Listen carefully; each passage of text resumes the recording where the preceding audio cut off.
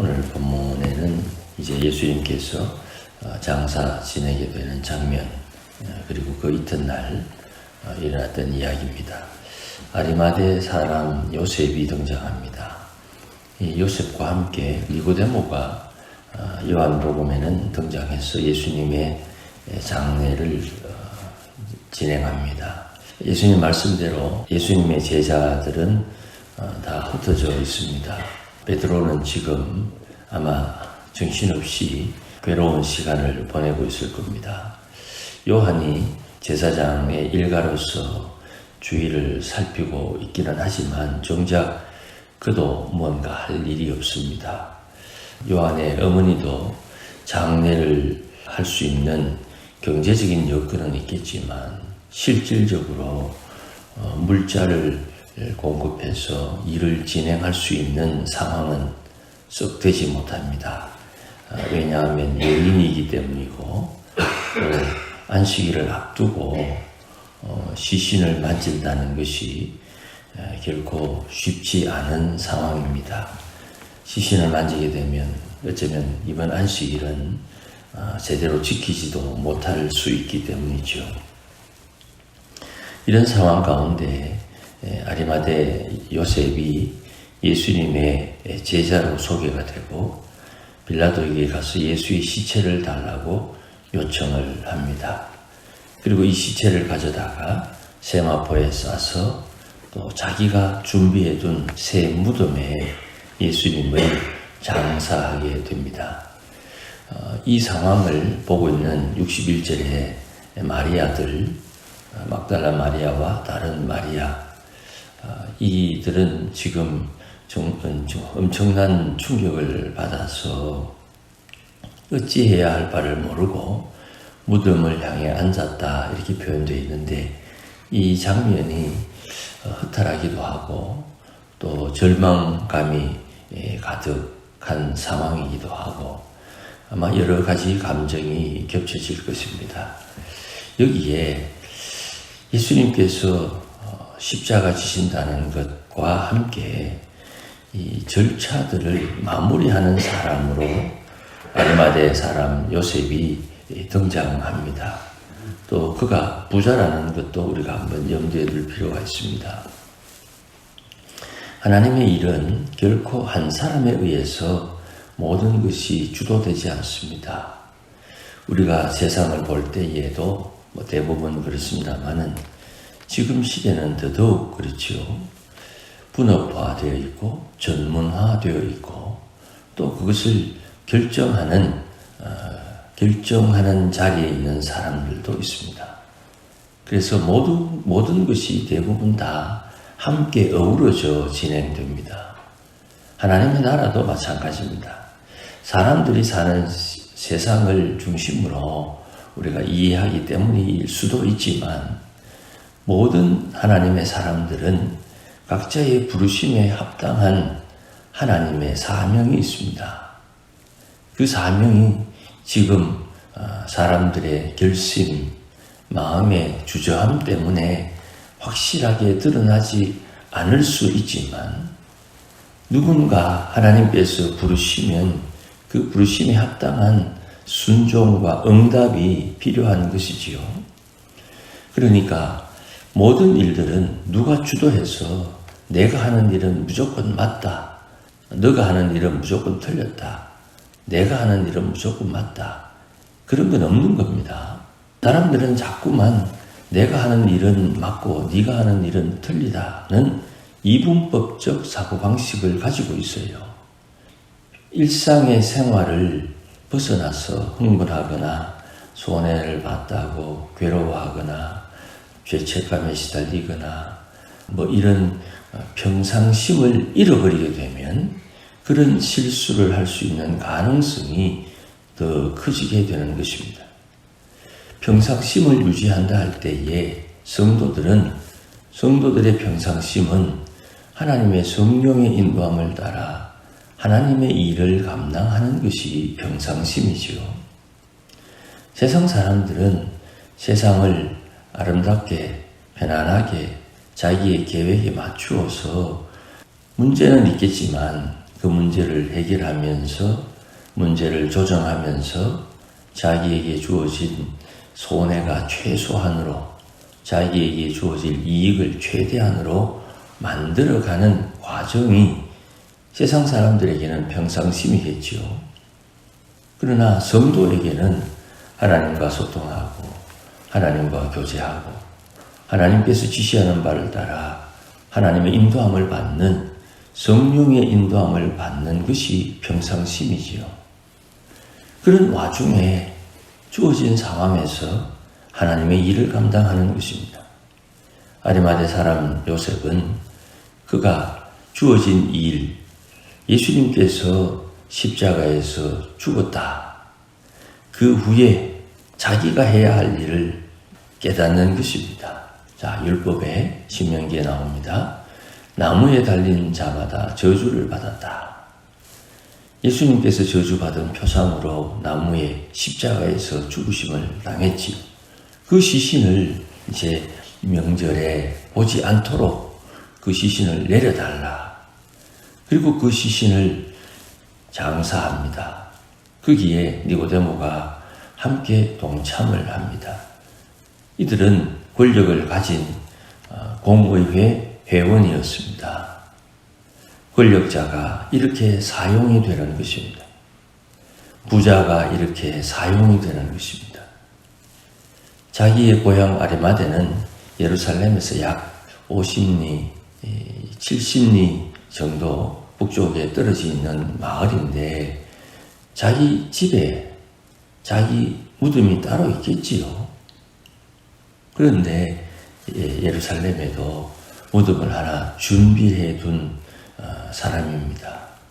부자니까 가능할 수도 있고 또 나이가 어느 정도 있어서 갑작스러운 장례 때문에 혹시 모를 일로 준비해 뒀을 수도 있습니다. 그런 가운데 그 무덤이 예수님을 장사하는 데 사용될 줄은 아무도 몰랐겠죠.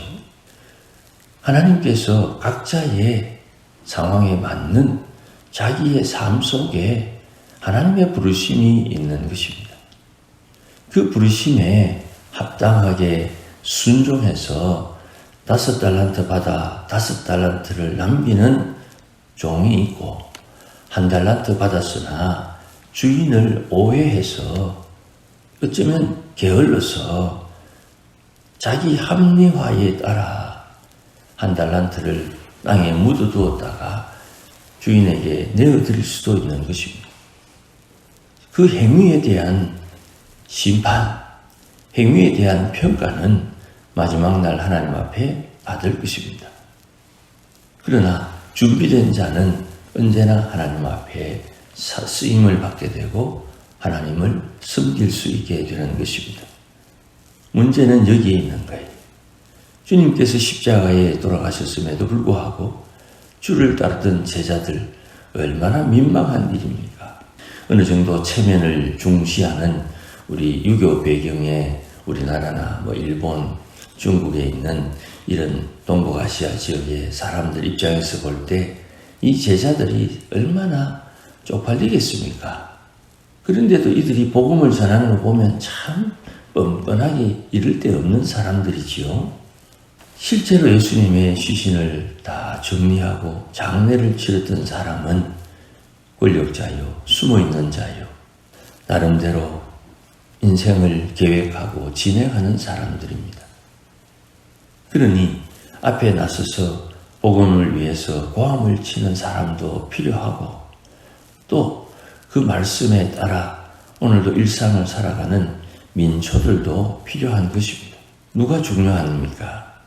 하나님의 성령을 따라 순종하는 자가 중요한 것입니다. 예수님 십자가 지실 때 부자가 아리마대 요셉 한 사람만 있었던 것도 아니고 그 당시에 많은 부자들이 있었음에도 불구하고 그가 주의 시신을 수습하는 일들이 발견하게 되고 또 거기에 우리 자신들은 어떻게 처신해야 되는지를 깨우치게 되는 것입니다. 부자라고 다 사용되는 것도 아니요. 일상적인 사람이라고 다 사용되는 것도 아니요. 하나님의 성령의 인도함을 따르는 자가 중요한 것이에요. 62절 이후에 바리새인들과 대제사장들이 빌라도를 찾아옵니다.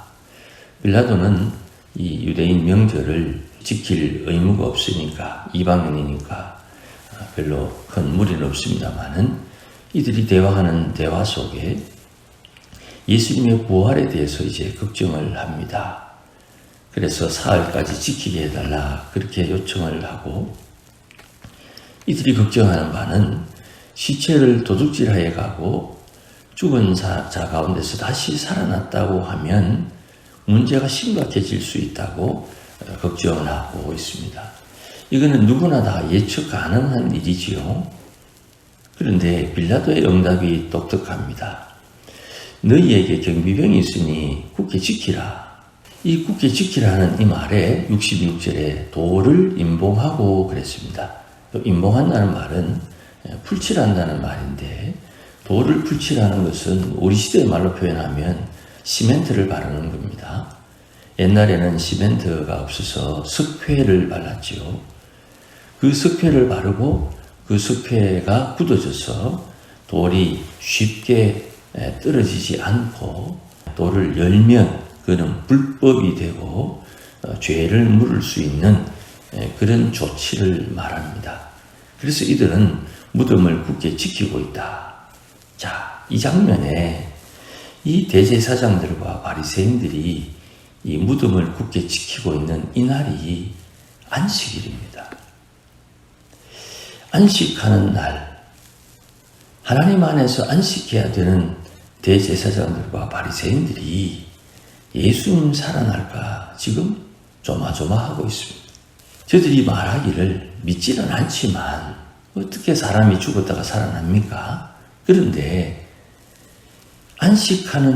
안식일을 지내고 있는 이들이 불안해하고 있다 이 말이에요. 요거 중요한 겁니다. 주님을 믿는다고 하면서도, 주의 평강을 말하면서도 우리 안에 불안함이 있을 수가 있어요. 사람이니까 그렇지 않습니까? 그렇게 말할 수 있겠습니다만은, 나는 안식하고 싶은데 내 안에 내 영이, 내 마음이 불안해야 한다 이 말입니다. 왜 그럴까요? 나는 안식하고 싶은데 내 영은, 내 마음은 불안하다 이 말입니다. 사람이 살다 보면 그럴 수 있지. 그럴 수 있죠. 그걸 성도는 그 이유를 알아가야 된다 이 말입니다. 주께서 말씀하셨는데 말씀대로 이루어져야 됨을 믿음에도 불구하고 말씀대로 되지 않을까 불안해하는 나를 내가 발견해야 된다 이 말입니다. 왜 그렇습니까? 하나님의 역사에 반드시 일어나는 반응이기 때문입니다. 말이 어렵습니다만은 소금을 입에 넣으면 짜지요. 짜면 물 쓰이고요. 나는 하나님의 말씀을 들어서 말씀대로 이루어지기를 원하고 있으나 내 주변에, 내 마음에 말씀을 알고 있는 나는 그리 아니하려고 애를 쓰는데도 불구하고 나는, 내 마음은, 내 영은, 내 상황은 불안해지는 이유를 알아야 된다 이 말입니다. 쉽게 그냥 마귀짓 한다, 마귀가 시험한다, 뭐 이렇게 우리가 표현하고 치부할 수 있지만 요게 인생 가운데 주기적으로 반복한다 이 말입니다. 내 인생이 주기적으로 3년마다, 5년마다, 7년마다, 10년마다 그 무게감이 다르지만 이런 마음이 반복된다 이 말입니다. 그 반복되는 그 시기를 넘어가야 돼요. 어떻게 해요?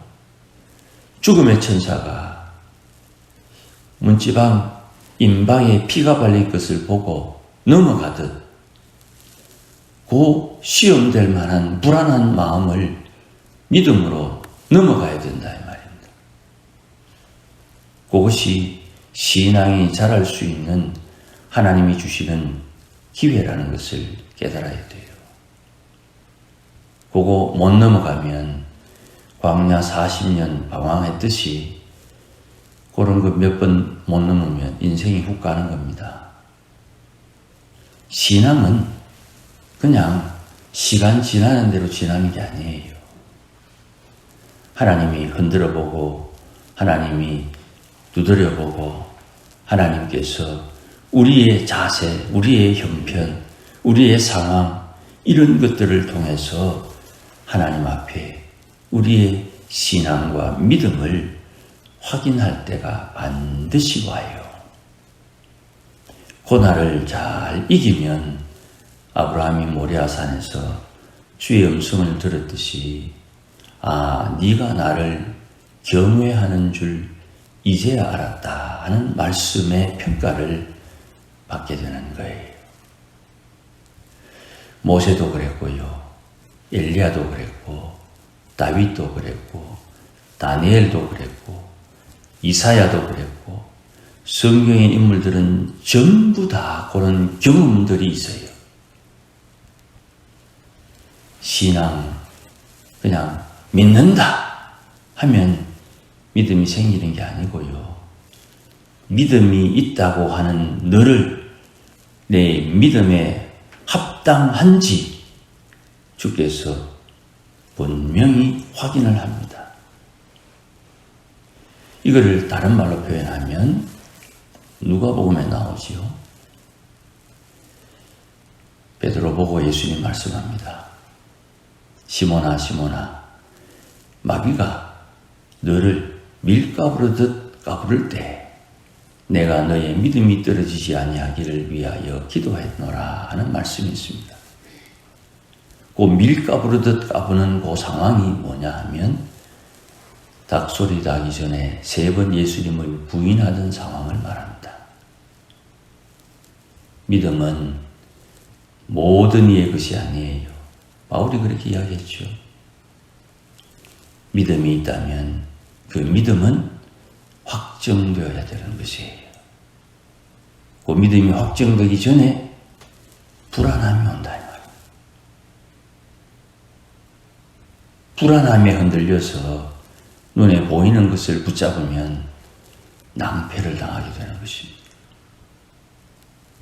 믿음은 눈에 보이지 않는 하나님의 입에서 나온 말씀을 붙들고 행동하는 근거가 어디에 있는지 분명히 깨닫고 순종하는 데 있는 거예요. 그러면 왜 이 사람들은 대제사장들과 바리새인들이 안식하는 날에 안식하지 못하고 있는가? 이들에게 하나님의 말씀이 없습니까? 하나님을 모릅니까? 그런데 왜 이들은 불안해하고 있습니까? 예수님의 지적사항에 의하면 저들에게 계명이 없기 때문이에요. 이들이 십계명을 모릅니까? 예수님의 말씀에 의하면 저들에게 주의 계명이 없으니 정작 안식을 누려야 하는 그날에 안식을 누릴 수가 없는 거예요. 하나님의 사람들, 하나님을 사랑하지 않는 사람이 누가 있습니까? 모두가 다 하나님을 사랑한다고 고백합니다.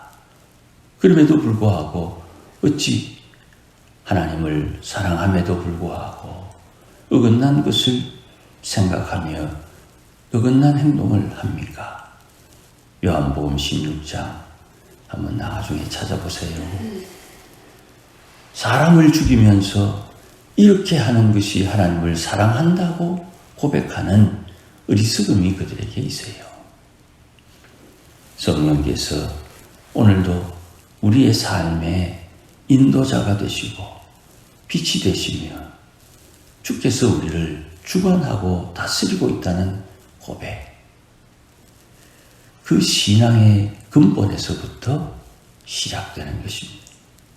오늘도 주의 성령의 인도함을 따라 불안한 날을 다 보내고 내일 주의 부활하는 부활절에 부활의 날에 하나님의 영광 보는 우리 모두가 되시기를 주의 이름으로 축복합니다.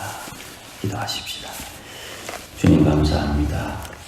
오늘도 귀한 말씀으로 권면하여 주시니 참으로 고맙습니다. 안식하는 날에 안식을 누리며 사는 하나님의 백성들이 되게 하시고, 주의 복된 날에 주의 복을 받으며 복을 누리는 주의 본속들 되게 하옵소서. 하나님을 사랑한다 고백하여 하나님의 사랑을 깨닫고 누리며 살게 하시고, 주님 약속하신 대로 주께서 준비하실 상급 하나님께서 약속하셨으니 그 약속 따라 하나님 앞에 순종하며 상급을 준비하며 사는 지혜로운 주의 권속들이 되게 하옵소서. 주님께서 부활하신 날, 그날의 새로운 세상을 경험하고 주께서 말씀하신 그날이 우리 앞에 선뜻 다가오며 그 아름다움을 찬양하며 그 행복을 누리며 사는 믿음의 권속들 되게 하소서. 예전처럼 죄에 얽매여 살지 아니하고 성령에 결박되어 사는 하나님의 권속들이 되게 하옵소서. 예수님의 이름으로 기도하옵나이다. 아멘.